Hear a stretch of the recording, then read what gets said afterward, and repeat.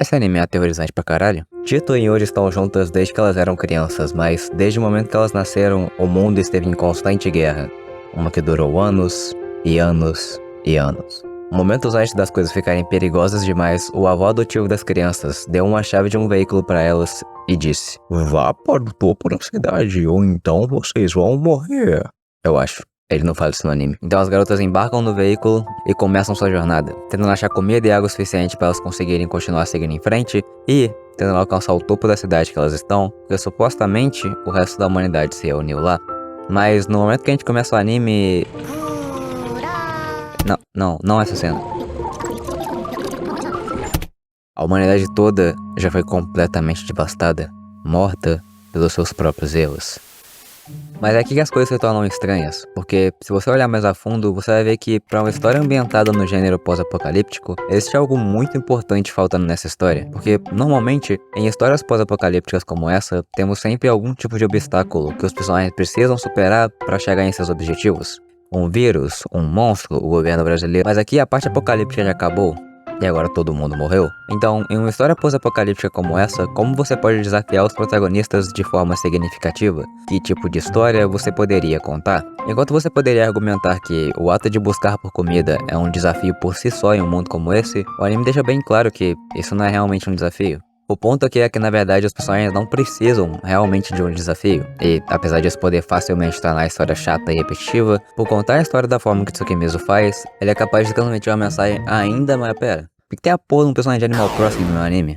É, a CGI não é muito boa, mas a animação está a um nível completamente diferente. Existem cenários lindos espalhados durante todo o anime. Os cenários são tão bons que você pode tirar uma foto, enquadrar e exibir eles como uma obra de arte. Puta merda, eles são tão bons. Sistemas de tubulações enferrujadas, pães cobertos de neve cheia de armas de guerras, prédios abandonados. A paisagem desse anime é vazia, mas cada cenário, lugar ou camada da cidade em que as garotas passam transborda em criatividade. Como eu já falei antes, as garotas estão tentando chegar no topo da cidade para se encontrar com as pessoas que estão lá. Mas outra razão para elas estarem fazendo isso é que no lugar onde elas estão não tem um céu. Essa é uma cidade, acima de outra cidade, acima de outra cidade. O que eu acho interessante é que cada uma delas contam suas próprias histórias de muitas civilizações que já desapareceram há muito tempo. Cada camada tem diferentes tecnologias que ficam mais sofisticadas à medida em que as garotas avançam, diferentes crenças religiosas ou até mesmo a falta dessas mesmas crenças religiosas. Mas o que eu acho realmente interessante é o quão sutilmente essas coisas são apresentadas para nós. Ó, saca só.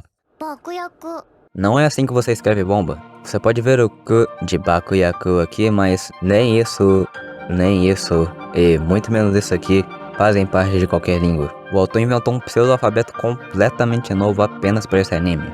Mas é aqui que fica interessante. Uma língua é algo que muda constantemente com o passar do tempo. Nós temos novas regras gramaticais, a adição de novas palavras, e por causa do sistema de escrita japonês, novos kanjis também são introduzidos. E nos últimos 100 anos, o período de tempo em que a gente mais teve mudança na língua japonesa foi entre 1939 e 1945, durante um período de guerra, durante a Segunda Guerra Mundial. Então em um mundo que esteve em constante guerra, uma guerra que durou tanto tempo que toda a humanidade foi devastada, não é estranho de termos o estilo de escrita que é uma variação completamente nova do japonês. Mas mesmo assim, em algumas ruínas que as garotas encontram, ainda existem resquícios do japonês que usamos hoje em dia. Mas a melhor parte é que o anime não te conta nada disso.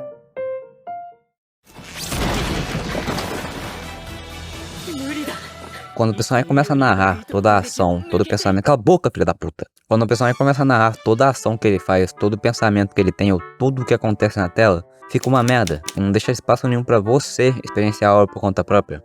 Parece que o anime foi feito pra uma criança de 6 anos com déficit de atenção, ou pra uma mulher loira. Existe uma magia frágil que é lançada sobre você toda vez que você assiste alguma obra. E se o anime não conseguir conter sua atenção nas condições perfeitas, sua imersão na obra pode facilmente se quebrar. Então, quando você for contar uma história, especialmente uma com um mundo tão vago quanto esse, você precisa seguir o exemplo que o Tsukimizu dá aqui.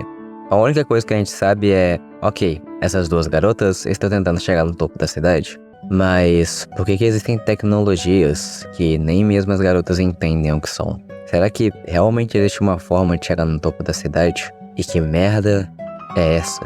Existem detalhes polvilhados por todo o canto desse anime. Se você não prestar atenção o suficiente, você talvez não seja capaz de pegar nem metade do que essa história está tentando passar. Somente se você assistir atentamente que você consegue realmente perceber quantas coisas estão escondidas nesse anime. Você tá realmente prestando atenção? Porque momentos atrás eu mostrei uma estátua que é estranhamente familiar com um deus que está sendo adorado nesse templo. E a questão que fica é, por que caralhos essa estátua está amarrada dessa forma? Foi um ato de preconceito religioso? Ateísmo, talvez?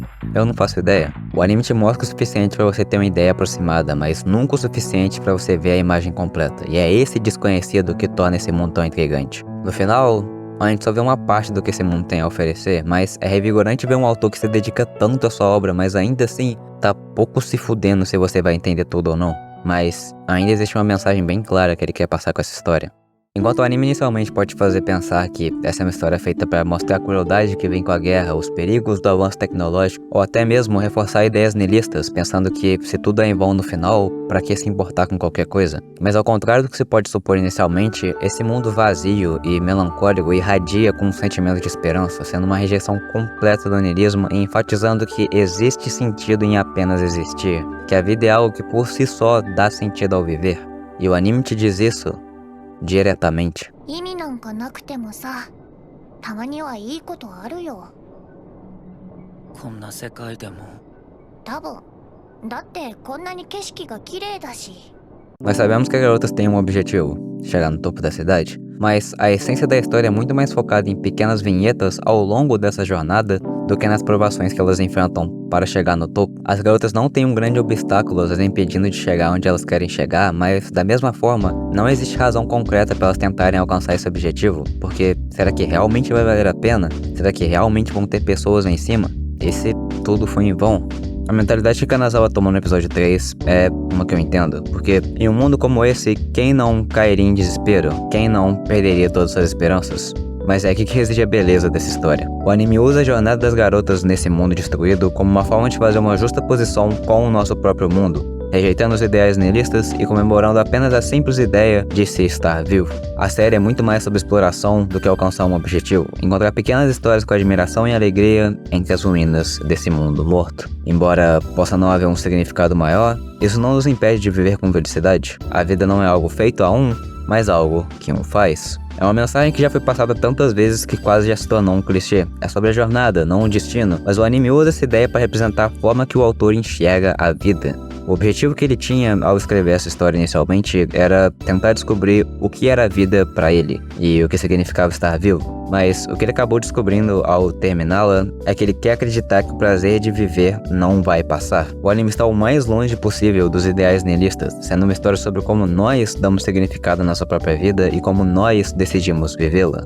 E quando tudo já acabou, quando os créditos do último episódio estão rolando, o anime nos deixa com um último questionamento. O que te mantém seguindo em frente?